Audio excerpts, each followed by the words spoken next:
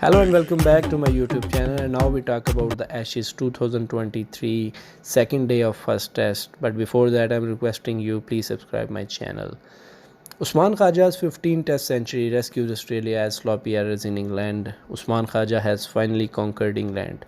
The Queenslander rescued Australia on day 2 of the Edgbaston test with an unbeaten 126 runs, batting through the entire day and guiding the visitors towards 311 for the loss of 5 at stumps, still trailing England by 82 runs. It was his 15th Test century, putting him ahead of Michael Slater and Ian Chappell on the all-time tally, but also his first in the United Kingdom. He received support from Cameron Green. He scored 38 runs along with South Australian duo Travis Head. He scored 50, and Alex Carey. He is on the crease, 52 not out. Khawaja's rear guard came after England seamer Stuart Broad tore through Australia's top order in the morning session, with record spinner Moeen Ali also striking twice in the afternoon. However, the hosts were left to rue 3 missed chances in the evening sessions, including a dropped catch, a missed stumping, and a front foot no ball, which left the Ashes opener on a knife edge ahead of the day 3. Khawaja had averaged 17.78 in England before this week's Edgbaston test, passing 50 just once in 14 innings. The left-hander was dropped from Australia's test side on previous tours to the United Kingdom in 2023 and 2019, recently confessing he thought England was the toughest place in the world to bat. But the 36-year-old has finally gotten the monkey off his back, adding another chapter to his remarkable test. I think it was a culmination of 3 Ashes tours to England, and being dropped on 2 of them, Khawaja said of his emotional celebration. I don't read the media, but when I am getting sprayed in the nets and getting sprayed when I am walking out there that I can't bat in England, I guess it was just a bit more emotional than normal. The start of day 2 was delayed by 5 minutes due to light showers in Birmingham, and Australia started the morning session with 3 consecutive maidens, eclipsing the total number of maidens from England's first innings.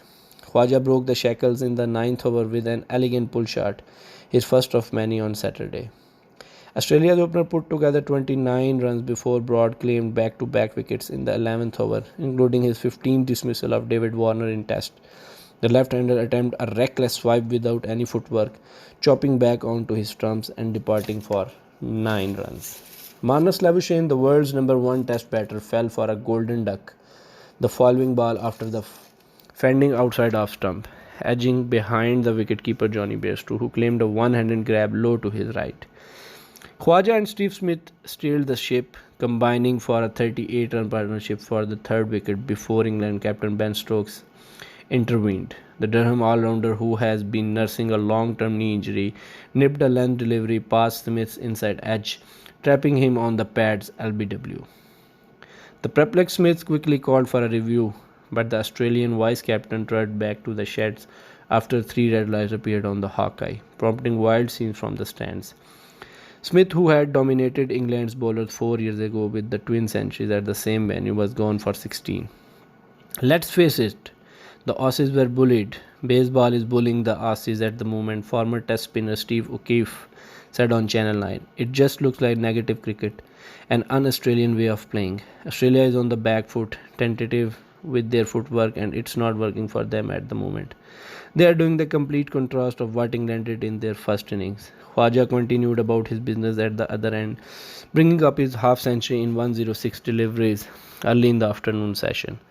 England's pace bowler troubled Head with a bouncer barrage after the lunch break, but the South Australian wasn't afraid to counter-attack, regularly slapping off spinner Ali over mid-on. Head raced towards the half-century in just 16 deliveries, but fell victim to Ali moments later, chipping a catch towards mid-wicket to give the Tweaker his first Test wicket since 2021.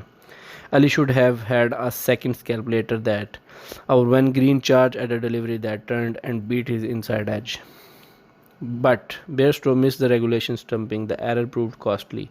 The Green and Khawaja combining for a 72 runs partnership for the 5th wicket to slowly chip away at a deficit.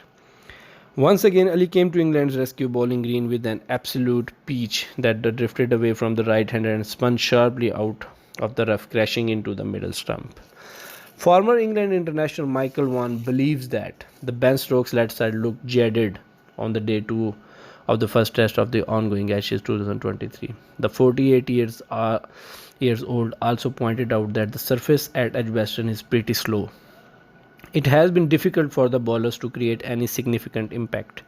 Notably, England started really well with the ball as Stuart Broad's double whammy sent David Warner and Marnus Labuschagne back to the pavilion relatively early, and Steve Smith too failed to impress.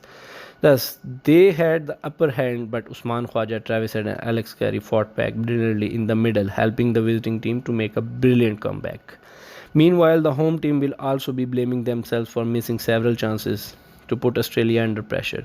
Stumper batter Johnny Bairstow failed to stump Cameron Green early on, while Joe Root dropped Alex Carey's catch when the Pryor was batting on 26. On top of that, Khwaja has given a second life after Broad got the better of him, but the umpire called it a no ball.